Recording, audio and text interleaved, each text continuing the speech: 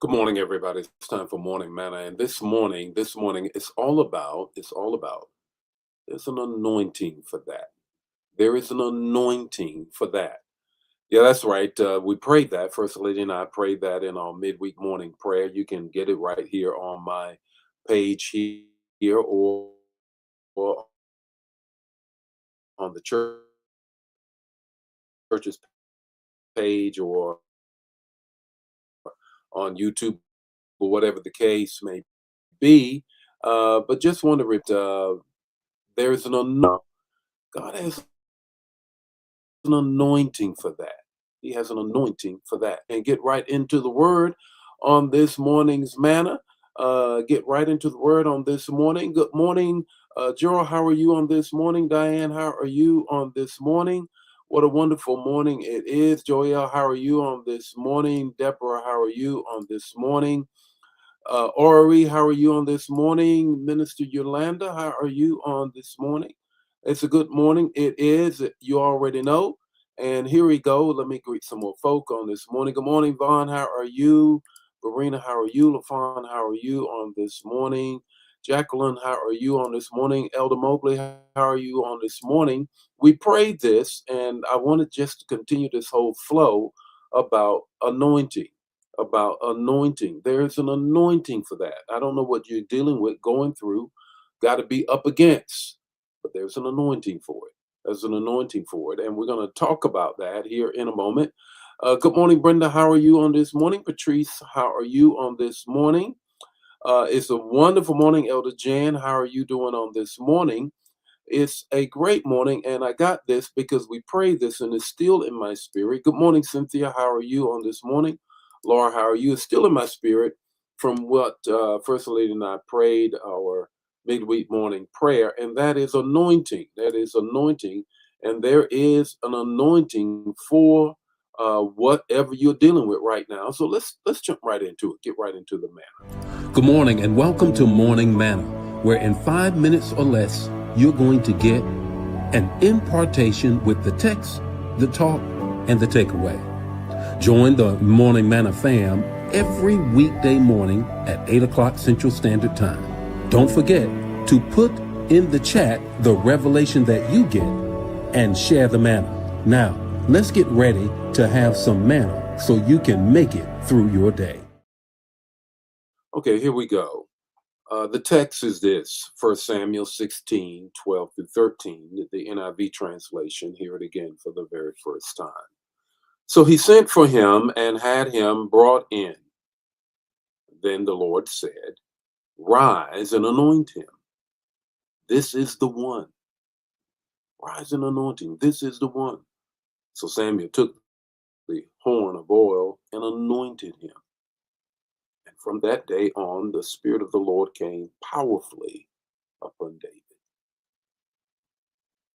David wasn't crowned, he was consecrated. David wasn't promoted, he was prepared. And the oil did flow. He was anointed. What does this mean to you and I? There's several things I want you to get. How about 5 of them? A little more than normal, but let them be quick. It's going to be very quick, but I want you to get this. Put it in the chat area. Here he is. He is anointed, chosen before you're covered. Chosen before you are covered. What does that mean? That God picked you before people clap for you. Chosen before you are cheered. God picked you before people clap for you. Remember that. When you're going through some stuff, remember that. The second thing I want you to grab a hold of in terms of walking in your anointing, there is an anointing for this. You're covered before you're crowned. Before the spotlight hits you, there must be submission that gets you.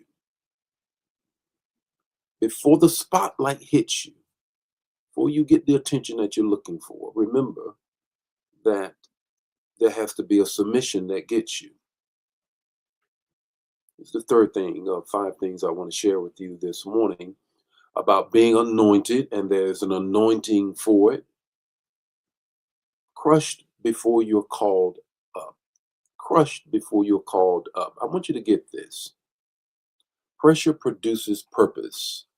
And like in the Garden of Gethsemane, here is Jesus in there and this wine press, the wine press of the olives.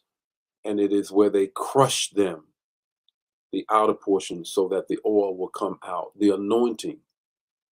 And Jesus comes to his full purpose under that pressure, crushed before you're called up. The fourth thing is this: commission before you're celebrated. He equips you in private for public victory. Don't you worry about what's happening in your private life and you're wondering whether or not you're ever going to get a breakthrough. Yeah, that's where the anointing happens, right there in that place, in that spot. And then you'll get the appropriate, you'll get the appropriate celebration. Remember that. Here's the fifth and final thing I want you to get: consecrated before you're confronted. So when battles show up, you don't break down. And they're going to show up. So you got to be consecrated before you are confronted, because when the battles come, you will have what you need to get through them. So I want you to remember this, grab this. The fact is, here's your takeaway I want you to walk away with, and that's this: stop stressing the struggle, start walking in the anointing God has already given you. Stop stressing the struggle, walk in the anointing that he's given you for this moment. There's a anointing for that. The Lord be with you today. His face shine upon you, give you peace.